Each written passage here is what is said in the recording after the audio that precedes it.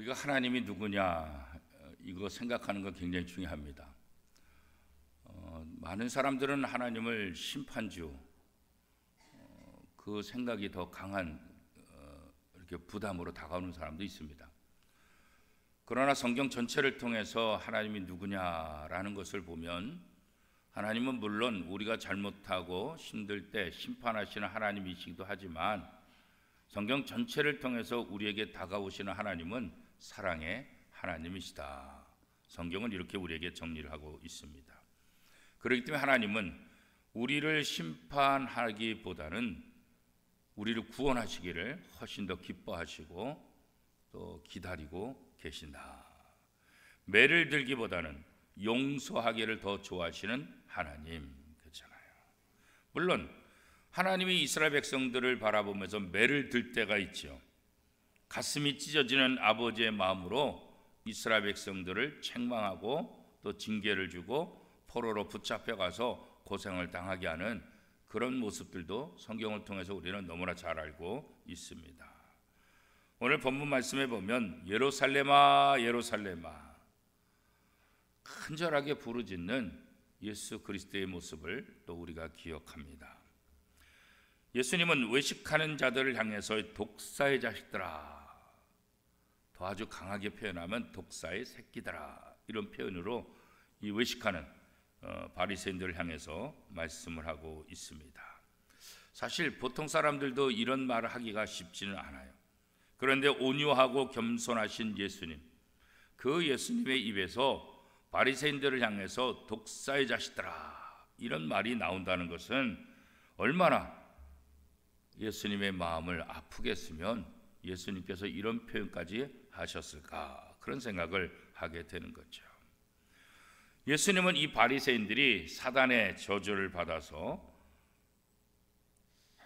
자기뿐만 아니라 다른 사람들도 멸망시키는 자들이다, 그렇게까지 얘기했어요. 자기 자신만 구원받지 못한다고 한다면 그건 자기 책임이죠.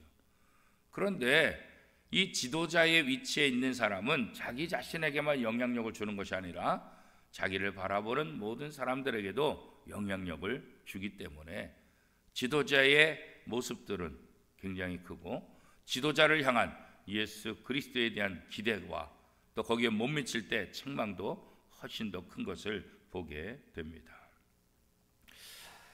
예수님께서 바리새인들의 이런 외식적인 모습을 보고 순간적으로 화가 나서 그랬냐? 그렇지 않죠. 예수님께서 이 말씀을 하신 것은 당시 그 순간적인 감정이 아니라 이스라엘 백성들의 회복을 위해서 간절한 마음으로 말씀하고 있는 거죠. 어떻게 보면 이것은 그냥 단순히 예루살렘아 예루살렘아 목 놓아 부르짖는 것뿐만 아니라 통곡에 가깝다, 그렇게 볼 수가 있습니다. 하나님을 향한 인간의 반역들, 이것도 한순간에 생긴 것이 아니잖아요, 그렇죠?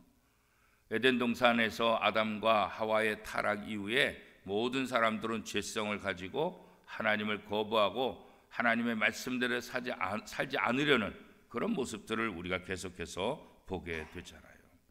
계속되는 인간의 반역, 또 계속되는 또 죄악들, 이 모든 것들은 다 조상으로부터 물려받은 죄라는 DNA를 가지고 있기 때문에 우리가 그런 악한 죄를 짓고 하나님의 마음을 아프게 하는 삶을 살게 된다.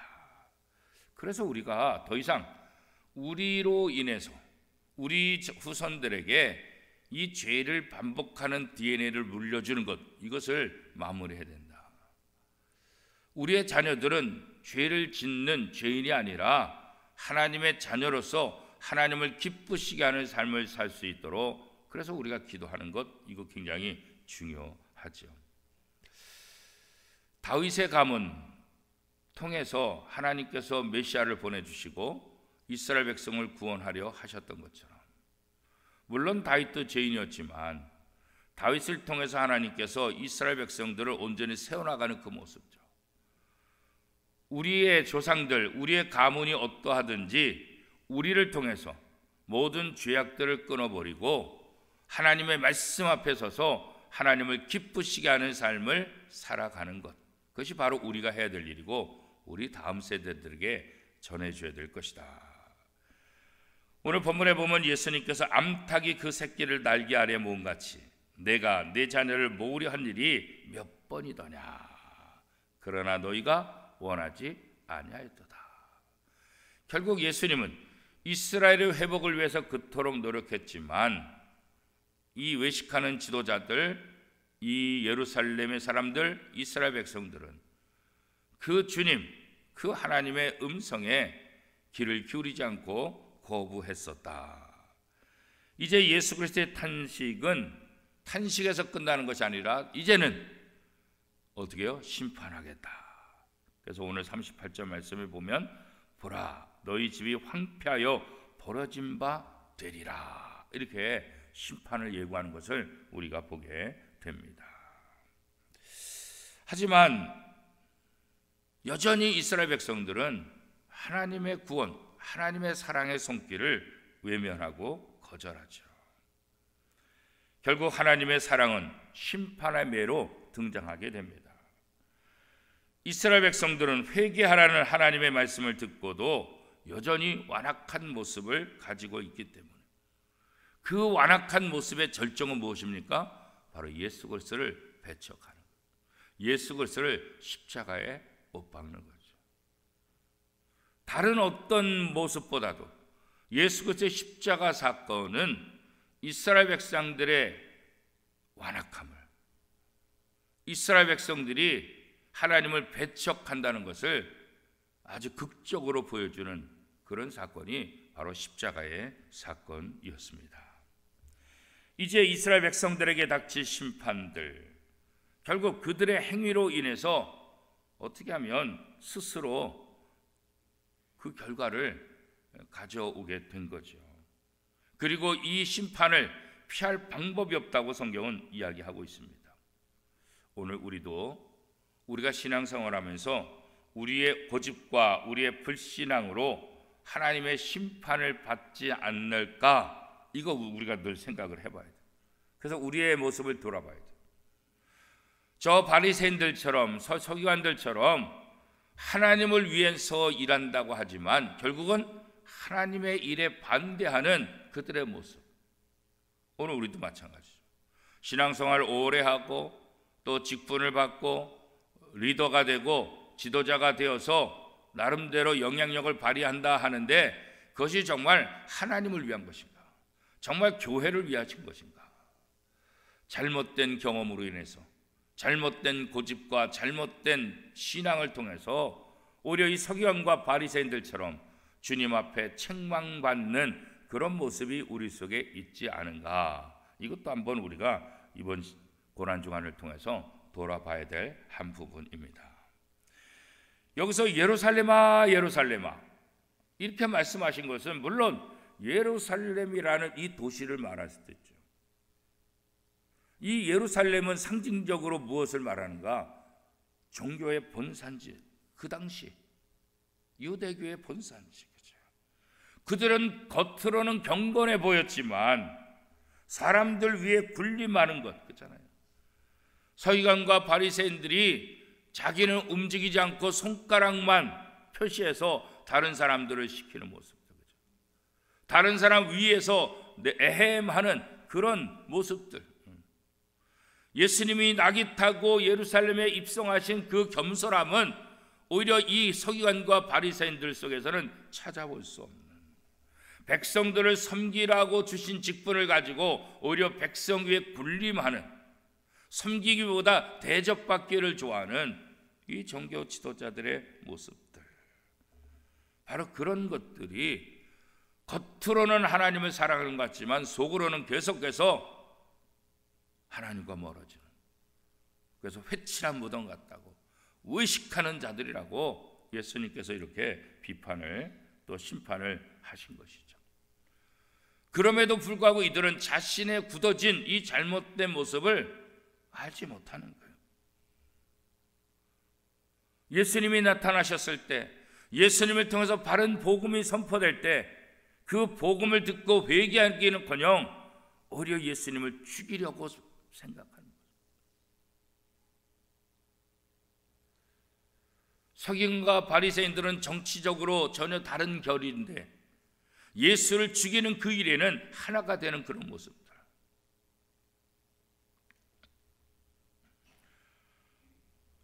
하나님은 선자를 통해서 이스라엘 백성이 회개하기를 원하셨고 마지막에 아들을 보내셔서 그 아들을 통해서 하나님의 나라를 복음을 전파하는데 듣지 않는 거죠.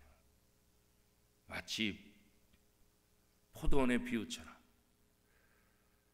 포도원을 관리하는 사람들에게 세를 받으러 종들을 보냈더니 종들을 때려서 보내. 아들을 보내면 그 아들에게는 주겠지 했더니 옳거니 하고 그 아들을 죽였다. 바로 예수 그리스도에 대한 이야기잖아요. 수많은 선자들 이 땅에 보냈지만 그 선지자들을 그들의 말을 전혀 듣지 않고 그들을 핍박했던 이스라엘 백성들. 이제 하나님께서 하나님의 아들 예수 그리스도를 보내셨지만 이들은 하나님의 아들 예수 그리스도의 말씀을 거부하고 오히려 십자가 매달아 죽였던 모습들. 그 비유의 모습이 바로 예수님의 모습이었죠. 회개될 그 순간에도 회개는 하지 않고 예수 그리스도를 박해하기에 급급했던 이들의 모습. 아무리 권력을 가졌고 물질을 사랑한다 할지라도 그것을 위해서 하나님이 주실 심판을, 그 권력을 어떻게 막아요? 그가 가지고 있는 물질로 이 심판을 어떻게 막을 수가 있겠어요? 이 심판의 강도를 어떻게 줄일 수가 있겠어요? 그럴 수 없죠. 심판하시는 하나님 앞에 우리는 무기력할 수밖에 없어요. 아무것도 할 수 없는 거예요. 우리가 할 수 있는 것은 회개, 이거밖에 없는 거죠. 사랑이 많으신 예수님이 이 독사의 자식들아 이렇게 책망을 듣는 사람이 누굽니까? 오늘 내 모습은 아닐까요? 사람들의 눈만 의식하는 신앙생활을 해서는 안 된다는 것이죠. 사람의 눈을 의식하게 될 때마다 우리는 하나님을 잊어버리게 되는 거예요. 사람의 눈을 의식하는 것이 아니라 우리의 창조주 하나님을 의식해야 되는 거죠. 이번 한 주간 우리가 함께 나누는 이 십자가 유산, 그리고 다음 세대, 이 책자에 보면 김치선 목사님에 대한 이야기를 하고 있어요. 김치선 목사님은 1899년 함경남도 함흥에서 태어나게 됩니다. 중학생이던 1919년, 정말 어린 나이잖아요. 중학생. 독립만세운동에 참여해요. 기미 독립선언서 3,000매를 또 인쇄하고 그 다음에 태극기 18개도 만들어요. 그리고 3월 3일 날 함흥에서 3.1 독립만세 운동에 같이 동참하고 만세 시위를 하게 돼요. 어린 나이에 체포된 김치선은 1919년 4월 21일 날 1년형을 선고받고 또 복역을 하게 돼요. 결국 교도소에 들어가서 옥고를 치르는 그런 아픔을 겪게 되죠. 어린 나이에 감옥에 갇힌 김치선은 고문을 받으며 무슨 생각을 하게 되냐면 내가 목사가 돼야 되겠다, 그런 생각을 하게 돼요. 1920년 4월 28일 날 특별 사면으로 이렇게 추록을 하게 되고 늦은 23살의 나이에 중학교를 졸업하고 연희전문대학교, 지금의 연세대학교 영문과에 입학을 하죠. 그때 캐나다계의 한국인 교장 선생님이 있는데 한국 이름은 양재형 선교사.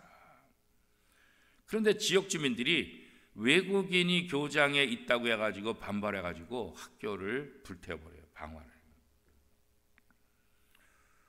그런데 김치선은 이때 그 캐나다계 교장 선생님이 생명의 위협을 느끼게 될 때 이 교장 선생님을 도와줘요. 그래서 이 양재형 선교사가 죽음의 위기를 넘기게 되죠. 그 이후로 이 양재형 선교사가 이 김치선을 양자로 삼았고 이 김치선을 물심양면으로 도와주게 돼요. 1927년에 연희 전문학교를 졸업하고 평양신학교에 입학을 해서 목사가 되려고 했는데 그 당시 제일교포 선교를 하고 있었던 이 양재영 선교사가 이 김치선을 불러요. 그래서 평양신학교를 자퇴하고 일본으로 건너가서 일본의 고베 중앙신학교를 편입해서 결국 졸업하게 되고 목사 안수를 받게 돼요. 이 김치선 목사 이분은 지금 안양대학교, 그 안양대학교의 전신인 대한신학교를 세운 설립자이기도 하고 또 교장의 역할도 했죠. 그래서 대신교단에 있어서는 이 김치선 박사가 어떤 면에서 정신적인 지주 역할을 했던 분이다 할 정도로 아주 중요한 분이에요. 이분은 한국의 예레미야라는 별명을 가지고 있었어요. 그죠?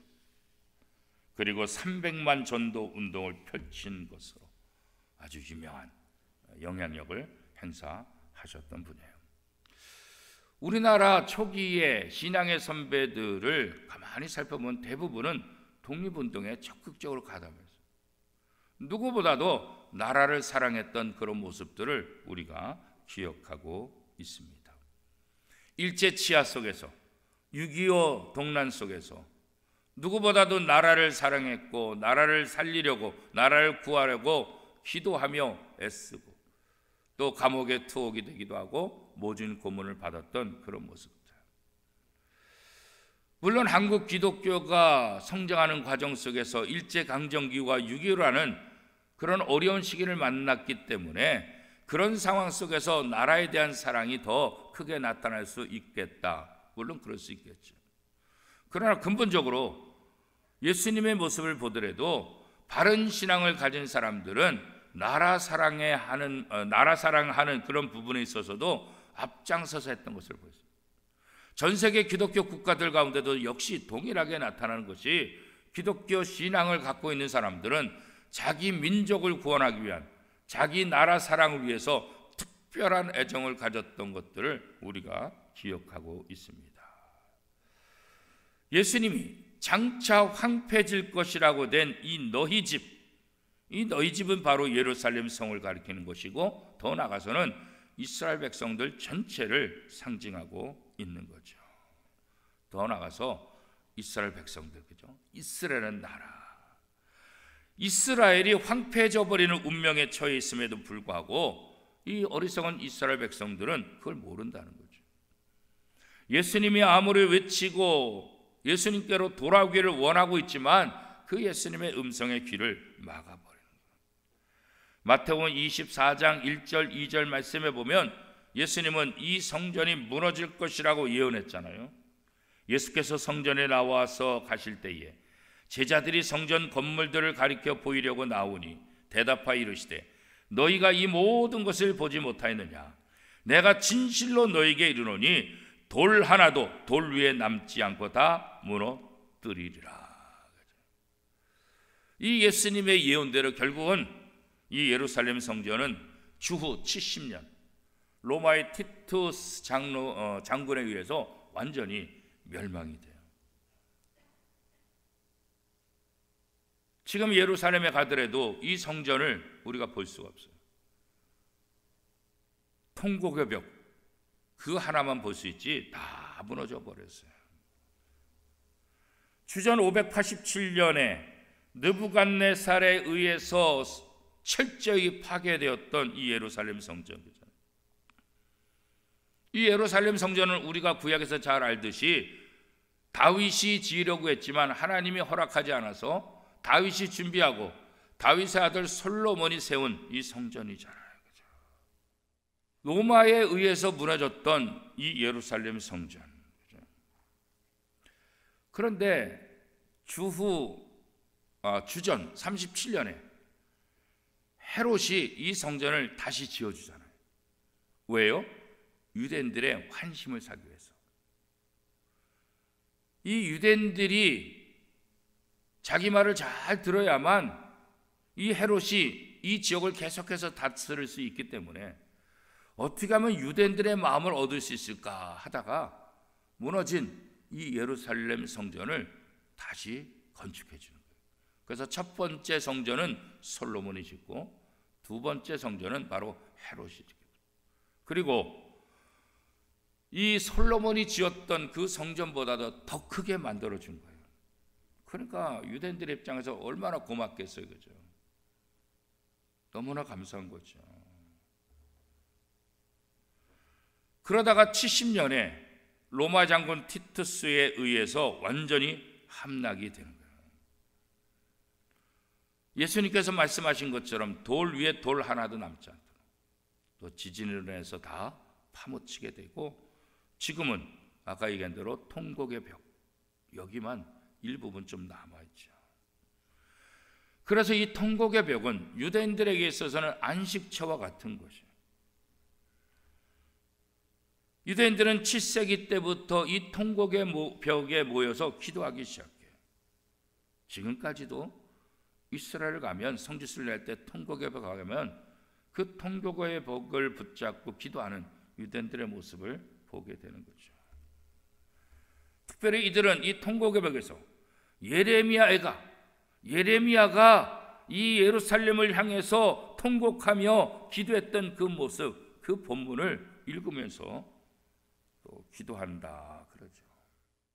지금도 성전이 무너진 아부월 9일, 우리로 말하면 양력 한 7월 8월쯤에 이 통곡의 벽에 모여서 또 기도하는 그런 모습들.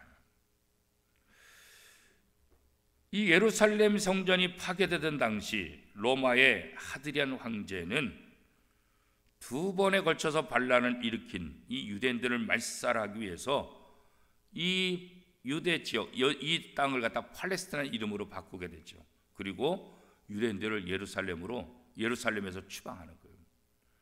그래서 1년에 한 번씩 들어오게 되는데, 그것이 바로 예루살렘 성전이 무너졌던 그때, 우리는 말하면 한 7월 8월 그때만 출입했어요. 그래서 출입해서 통곡의 벽에서 그들이 매년 또 붙잡고 눈물을 흘려 기도하는 그런 모습들이 전통이 돼서 그곳의 이름을 지금 우리가 부르는 것처럼 통곡의 벽이다, 이렇게 이제 불리기 시작을 했는 거죠. 이 예루살렘 성은 유대 사회 전체를 상징하고, 예루살렘 성이 파괴되는 사건은 예수님이 그렇게 말씀하시고 돌아오라 하셨던 그 회개를 거부하고 오히려 멸망받는 그런 모습들을 상징적으로 이야기하고 있는 거죠. 오늘 우리나라를 생각해 보면 어느 때보다도 나라를 위해서 눈물을 흘려야 될 때다, 그런 생각이 들어요. 경제적으로는 부강한 나라가 되고 또 전 세계에 영향력을 끼치고 있지만, 내부적으로는 여러 가지 아픔들이, 또 분열과 갈등이 어느 때보다도 더 심각해지는 이런 모습들. 우리 신앙의 선배들이 나라를 위해서 눈물을 흘리고 생명을 걸고 기도했던 것처럼 오늘 우리가 나라를 위해서 기도하는 것, 이거 잊어버리면, 특별히 우리의 젊은 사람들, 다음 세대들은 개인 이기주의가 너무나 심하잖아요.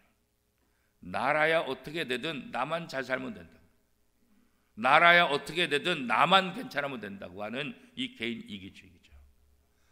물론 우리 민족이 이제 단일 민족을 뛰어넘어서 다문화 민족이 되어서 다양한 나라 사람들이 들어와서 구성하고 있지만, 그럼에도 불구하고 우리 나라를 위해서 기도하는 것, 이게 얼마나 소중하고 중요할까.